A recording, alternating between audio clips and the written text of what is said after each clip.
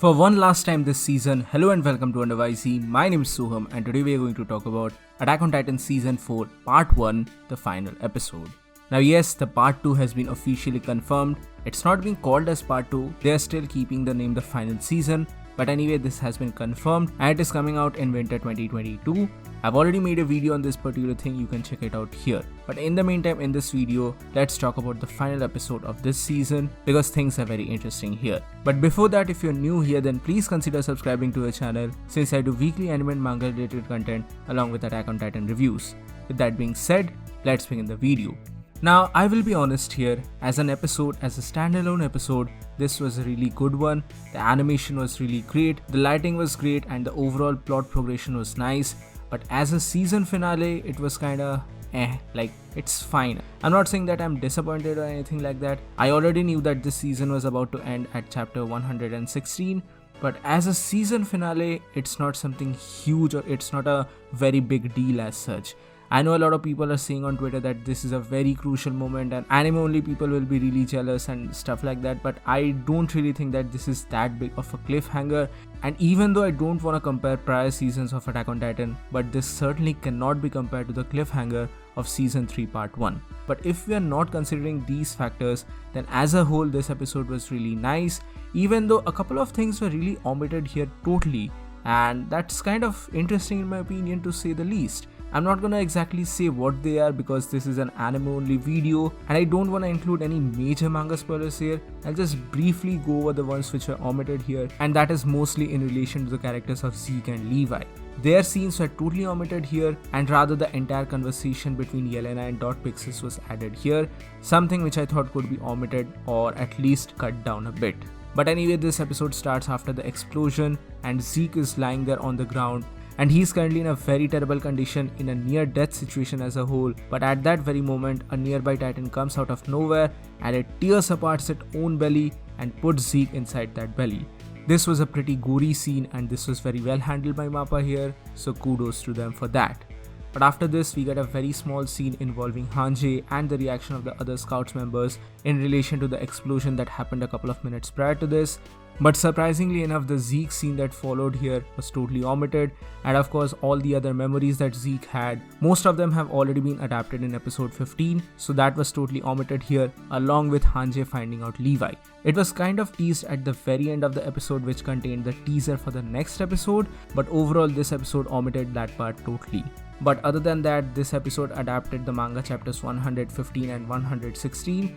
And this was pretty nice overall. Now here we get the entire meeting that happened between Yelena and Dot Pixis and how they're discussing the current situation at their hand and how they're kind of imprisoned in the Shiganshima district because most of the officers have already ingested the wine which contained Zeke's spinal fluid.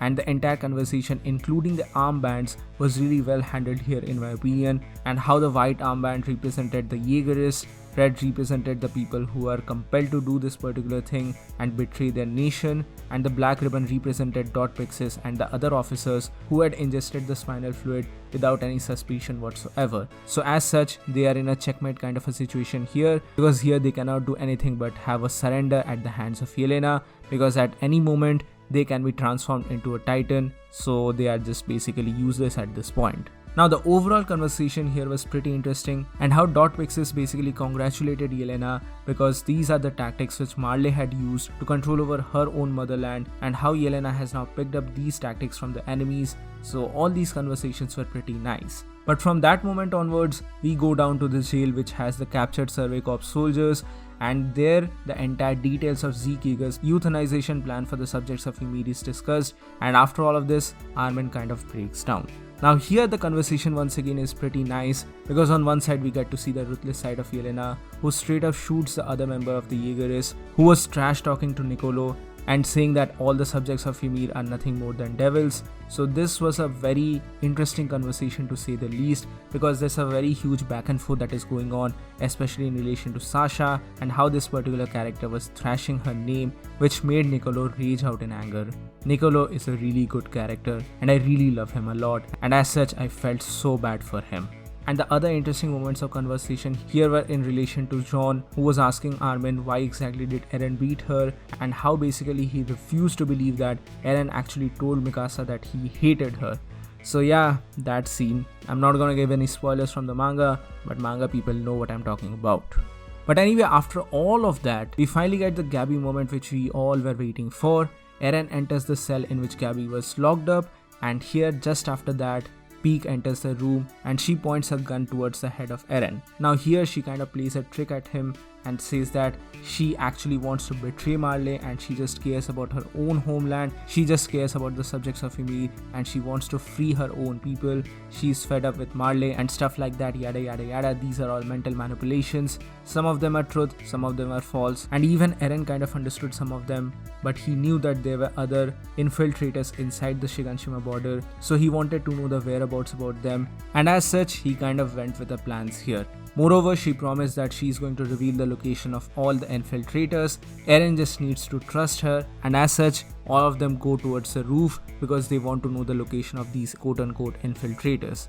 But here Mappa did a very good job of disguising the members from the Marleyan army, and here in this particular shot we can actually see Galliard, who appears later on in the episode. In the meantime, Yelena and the other people from the prison are also informed about the current predicaments and they also head towards the roof. And finally, when all of them are at the roof, the real plan is revealed here. Peak tells Gabby that she's not actually a traitor. Yeah, sure, she only cares about her family and the people whom she loves, but she's not here to betray Marley because she trusts the people whom she's working with, and as such, she turns her back upon Eren. And at that very moment, just beneath the roof, a transformed Jaw Titan appears, and that is none other than Galliard, who tries to eat Eren at that very moment but is kind of unsuccessful, and only some parts of Eren's limbs are torn apart here. But at that very moment, Eren transforms into his Attack Titan.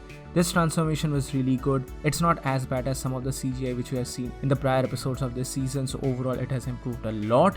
And I just hope that the finale or part 2 of this season, which is going to come out in winter 2022, is gonna have better animation because the animators are going to get more time to work upon this. And finally, after all of this, Marleyan airships appear and the quote-unquote final fight is about to begin after a stare down between Eren and Reiner. Let's settle the score once and for all, and that is basically the season finale of Attack on Titan Season 4. And after the ending song, we get a post-credit scene telling us that the next episode is going to come up in winter 2022. And along with that, we also get to see some of the moments of Ymir. Now all of those things are going to be explored in the next half of the series, and I'm really excited for that. This season was awesome. Now although I can't really give it a 10 upon 10 overall, but still this was a really enjoyable season and I'm really looking forward to part 2 as such.